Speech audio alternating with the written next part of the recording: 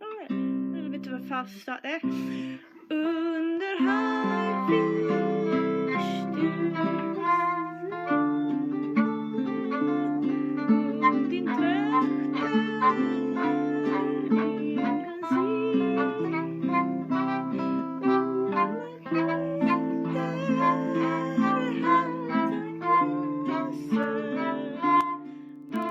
Resilience is built in a sibling rivalry. However, some lives involve encounters more profound and unsettling, more intense and generalized in the way that they necessitate resilient responses.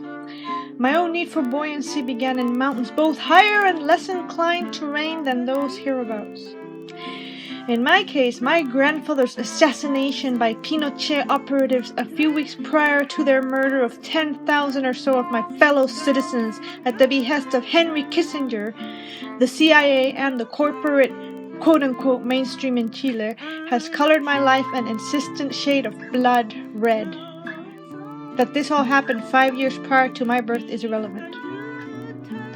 This coup, this murder, this outbursting of imperial imprimatur unhinged my father's life, not that he was altogether a model of stability theretofore.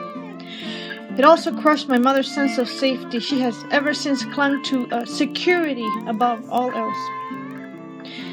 And they had me as Pinochet's fascist control most completely throttled my native land. Of course, all manner of more mundane mayhem has also had a role in my struggles with life. My grandmother's exiting the world with a horrible cancer, literally as my mother's labor was bearing me forth, is one example.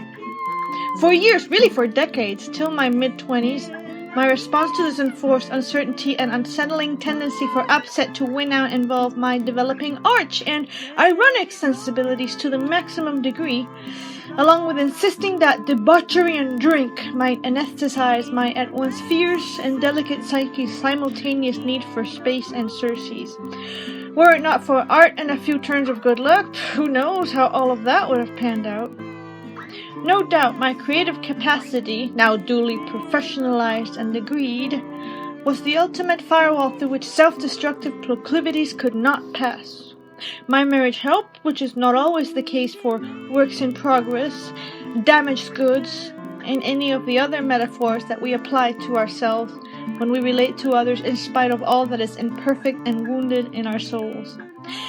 And somewhat miraculously, the more that reality piled on, a house foreclosed while the financiers cashed in insurance policies and sold for a third of the mortgage, crashing job prospects at every turn, while teeth rotted and finances imploded, a working-class Madison County hovel which succumbed to fire and smoke and cascading streams of chemical-laden water 2 days after my birthday, nearly watching my husband pitch into the abyss on an ice-slick road while I stood helplessly by.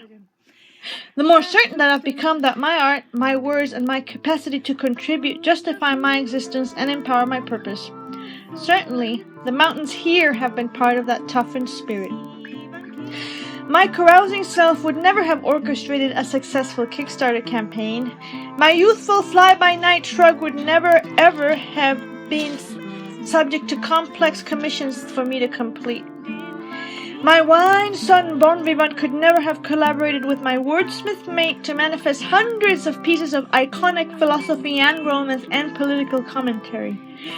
Yet all this and more has characterized my spiritual journey towards creativity, a pathway that began in one mountain chain, beset by one sort of affliction, that has continued and matured in another massif, benighted in its own right and yet through all of its trials and tribulations, like me, durable and persistent and increasingly touched by the sublime and joyous timbre of the falling waters where life and Appalachia meet.